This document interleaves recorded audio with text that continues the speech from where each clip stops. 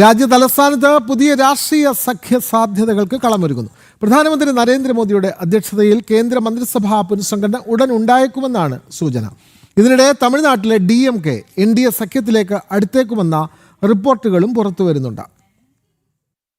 ഭാരതത്തെ വിഭജിക്കുവാനും സനാതനധർമ്മത്തെ അധിക്ഷേപിക്കുവാനും ഒപ്പം നിന്ന ഇന്ത്യ മുന്നണി പൂർണ്ണമായും തകർന്നടിഞ്ഞ പശ്ചാത്തലത്തിലാണ് തമിഴ്നാട്ടിൽ നിന്നുമുള്ള പുതിയ രാഷ്ട്രീയ നീക്കങ്ങൾ. ദേശീയ കാഴ്ചപ്പാടുകളെയും കേന്ദ്ര സർക്കാരിന്റെ വികസന നയങ്ങളെയും നിരന്തരം എതിർത്തിരുന്ന DMK ഇപ്പോൾ കേന്ദ്ര ഭരണത്തിന്റെ ഭാഗമാകാൻ സന്നദ്ധത അറിയിച്ചതായാണ് സൂചന. പ്രധാനമന്ത്രി നരേന്ദ്രമോദി മുന്നോട്ട് വെക്കുന്ന വികസിത ഭാരതം എന്ന ആശയത്തിന് രാജ്യത്തുടനീളം ലഭിക്കുന്ന ജനപിന്തുണയും തമിഴ്നാട്ടിൽ BJP ശക്തി പ്രാപിക്കുന്നതുമാണ് DMKയെ പുനർചിന്തനത്തിന് പ്രേരിപ്പിച്ചത്. തമിഴ്നാടിന്റെ വികസന പദ്ധതികൾക്കും കേന്ദ്ര ഫണ്ടുകൾക്കുമായി കേന്ദ്ര സർക്കാരുമായി സഹകരിച്ചു പോകാനാണ് പാർട്ടി ശ്രമിക്കുന്നതെന്ന് രാഷ്ട്രീയ നിരീക്ഷകർ വിലയിരുത്തുന്നു. അതേസമയം പ്രത്യയശാസ്ത്രത്തെക്കാൾ അധികാരത്തിന് മുൻഗണന നൽകുന്ന DMKയുടെ അവസരവാദ രാഷ്ട്രീയത്തെ BJP നേതൃത്വം കടുത്ത ജാഗ്രതയോടെയാണ് കാണുന്നത്. മുൻപ് UPA ഭരണകാലത്ത് അഴിമതി ആരോപണങ്ങളിൽ മുങ്ങിയ ചരിത്രമുള്ള DMKയെ സഖ്യത്തിൽ ഉൾപ്പെടുത്തുന്നത് കരുതലോടെയാകും. വരാനിരിക്കുന്ന കേന്ദ്രമന്ത്രിസഭാ പുനഃസംഘടനയിൽ ഏതൊക്കെ പാർട്ടികൾക്ക് പ്രാതിനിധ്യം ലഭിക്കുമെന്നും തമിഴ്നാട് രാഷ്ട്രീയത്തിൽ ഇത് ഉണ്ടാക്കാൻ പോകുന്ന മാറ്റങ്ങൾ എന്തൊക്കെയാണെന്നും വരും ദിവസങ്ങളിൽ വ്യക്തമാകും.